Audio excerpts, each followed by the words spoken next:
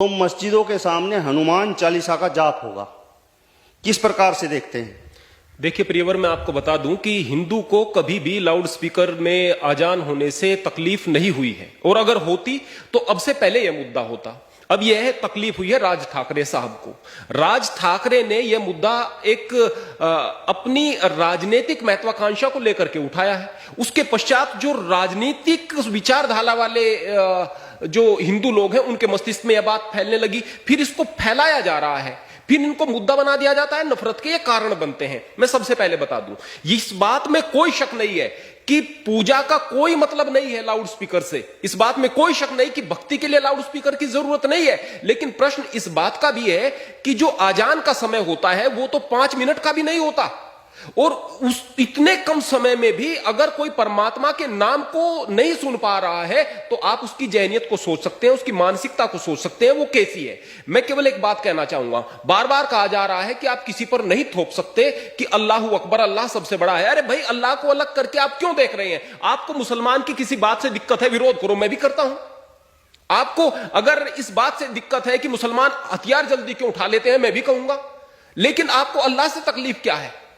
अब वही अल्लाह है, वही ईश्वर है, वही खुदा है, वही रब है, वही गॉड है, वही तो है। अगर किसी के मन में परमात्मा के प्रति प्रेम होगा तो वह अल्लाह से भी प्रेम करेगा। अल्लाह के नाम से भी अगर कहेंगे अल्लाह सबसे बड़ा है तो उसको लगेगा कि मेरा मालिक सबसे बड़ा है। इस बात को कहा जा रहा है। जिसके दिमाग में हर वक्त यह बात बैठी रहती है कि वो मालिक सबसे बड़ा है, वो आदमी गुनाह नहीं कर सकता। जब आदमी मैं को केंद्र में रख करके कोई काम करता है ना, उसके बाद गुनाह करता है, उसके बाद पाप बढ़ते हैं। तो वास्तव में आजान में कोई दिक्कत नहीं है, वास्तव में उस लाउड स्पीकर में कोई दिक्कत नहीं है। दिक्कत यह राजनीतिक लोगों को हो रही है, और राजनीतिकीकरण करके इस तरह के मुद्दों को नफरत फैलाने का काम किया जा रहा है। और फिर मैं बात बताना चाहता हूं, यदि आम जनता आम सहमति से इस बात के लिए तैयार होती है कि ये लाउड स्पीकर हटा देने चाहिए, तो मैं अपने मंदिर से शुरुआत करता हूं, मैं अपने पहले हटा दूंगा। मैं भी चाहता हूं, मैं केवल यहां पर 5 मिनट के लिए एक भजन चलाता हूं, सुबह शाम नियम है, एक भजन चलाता हूं, और वो भी भजन ऐसा जिसका कुछ अर्थ निकलता हो, वैसे नहीं बजेगा, अर्थ निकलता हो, केवल 5 मिनट तक केवल एक भजन।